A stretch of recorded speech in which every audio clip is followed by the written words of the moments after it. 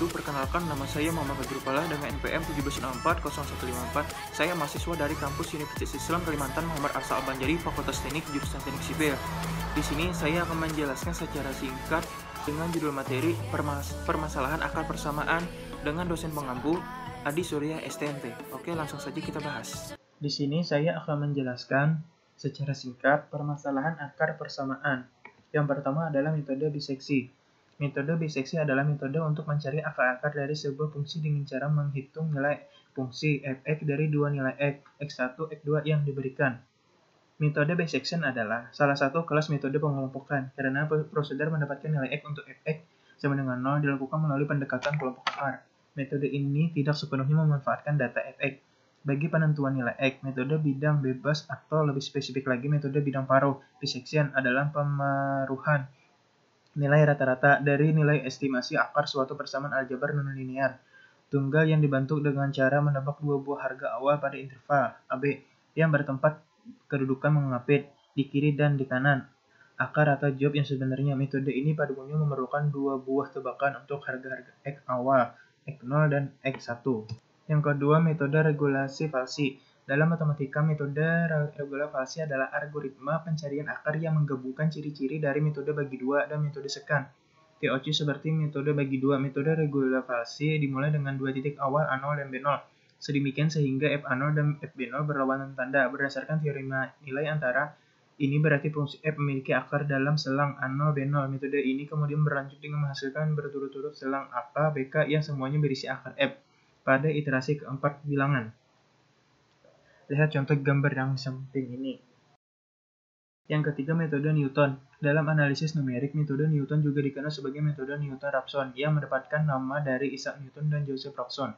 Merupakan metode yang paling dikenal untuk mencari hampiran terhadap akar fungsi real. Metode Newton sering konvergen dengan cepat, terutama bila iterasi dimulai cukup dekat dengan akar yang diinginkan. Namun bila iterasi dimulai jauh dari akar yang dicari, metode ini dapat meleset tanpa peringatan.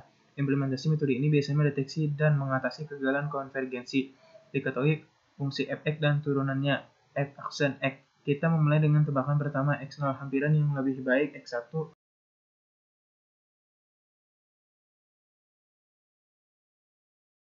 Yang keempat, metode sekan. Metode sekan merupakan perbaikan dari metode regulasi falsi dan Newton-Raphson di mana kemiringan dua titik dinyatakan secara diskrit dengan mengambil bentuk garis lurus yang melalui satu titik. Contoh seperti gambar di bawah ini. Tujuan metode sekan adalah untuk menyelesaikan masalah yang terdapat pada metode Newton-Raphson yang terkadang sulit mendapatkan turunan pertama, yaitu f aksen x. Fungsi metode sekan adalah untuk menafsirkan akar dengan menggunakan diferensi daripada turunan untuk memperkirakan kemiringan atau slope. Yang kelima, direct method. Direct artinya langsung. Direct method atau metode langsung yaitu suatu cara menyajikan materi pelajaran bahasa asing di mana guru langsung menggunakan bahasa asing tersebut sebagai bahasa pengantar dan tanpa menggunakan bahasa anak didik sedikitpun dalam mengajar. Jika ada suatu kata-kata yang sudah dimengerti anak didik, guru dapat mengartikan dengan menggunakan alat peraga, mendemonstrasikan, menggambarkan, dan lain-lain.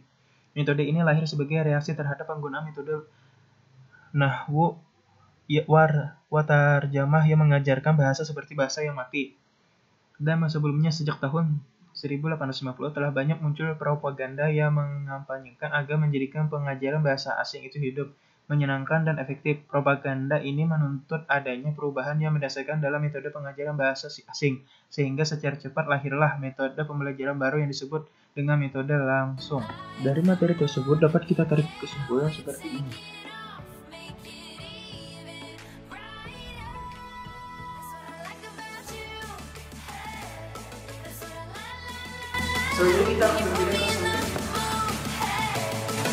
Sekian dari penjelasan video saya, semoga bermanfaat. Wassalamualaikum warahmatullahi wabarakatuh. Salam teknik, jaya!